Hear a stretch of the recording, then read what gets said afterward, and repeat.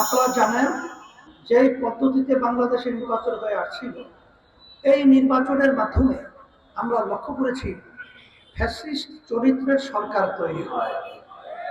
এই নির্বাচনের মাধ্যমে আমাদের দেশের টাকা বিদেশে পাচার হয়।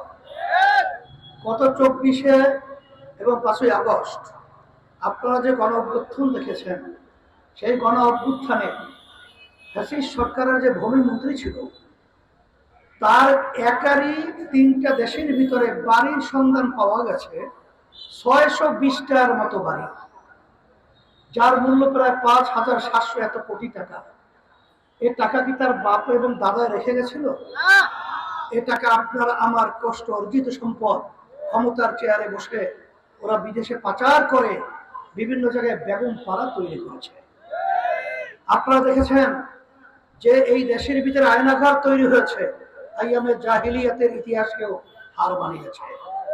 আপনারা দেখেছেন এই দেশের মধ্যে 72-এ, আপনার 71-এ যে পরিমাণ মানুষ এই দেশকে স্বাধীন করতে গিয়ে জীবন দিয়েছিল, রক্ত দিয়েছিল, পঙ্গু হয়েছিল, তাদের লক্ষ্য উদ্দেশ্য ছিল, কিন্তু সেই লক্ষ্য উদ্দেশ্যকে বিলীন করে আমরা দেখেছি এক শ্রেণীর ক্ষমতায় বসে তারা বিদেশিদের তাদের এজেন্ডা বাস্তবায়নের জন্য কাজ করেছে।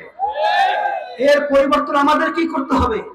এর জন্য আমরা পরিষ্কার বলছি, যারা দেশকে ভালোবাসেন, যারা ইসলামকে ভালোবাসেন, যারা মানবতার কল্যাণ চান, আমরা সেই আগের নিয়মে আমাদের দেশকে আর ধ্বংসের পথে আমরা আর ঠেলে দিতে চাই না।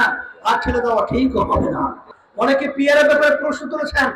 আমি বলবো 91 দেশের মধ্যে পিয়ার রয়েছে, সেখানে আপনারা বিভিন্ন সমস্যা দেখিয়ে আসছেন, কিন্তু কোন দেশকে পিয়ার ছেড়ে অন্য কোনো পদ্ধতিতে গেছে?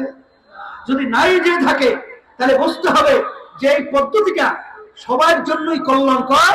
এর জন্য আমরা দাবি তুলছি যে পিয়ার পদ্ধতিতে জাতীয় নির্বাচন হতে হবে।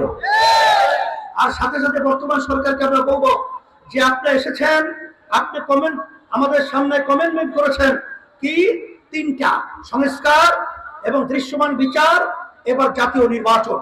কিন্তু আমরা দেখেছি এটা দৃশ্যমান না হওয়ার আগেই আপনি জাতীয় নির্বাচনের রোডম্যাপ ঘোষণা করেছেন।